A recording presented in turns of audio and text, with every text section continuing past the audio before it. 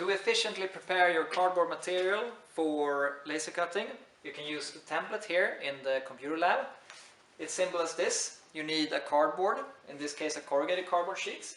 You need the mechanical scissors. You need a template, and practically the only thing you need to remember is a relatively sharp pencil or a pen. Alright, so just position the template, and if you hold your foot on the platform here or on the base, it's easier to take out. And then you position it on the cardboard sheet so that it lies corner to corner and co-aligned along the edges, the two edges here from the corner. So make sure that it's from one corner to corner and co-aligned along two edges. Yep, like this. And there's no need for like an overly excessive high tolerance for this. But now when you have it like this, and just verifying edge fairly straight, edge fairly straight, you just trace the edge here with the pencil and the other one. Very good. Remove the template.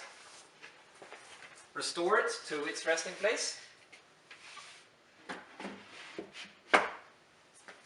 And now you have these very clear reference lines that you can cut along. So just remove the pencil. And this jig here, it is not 100% what do you call it, rectilinear with relation to the scissors. So make sure to prioritize cutting along the traced lines instead of being overly dependent on the correctness of this measurement jig.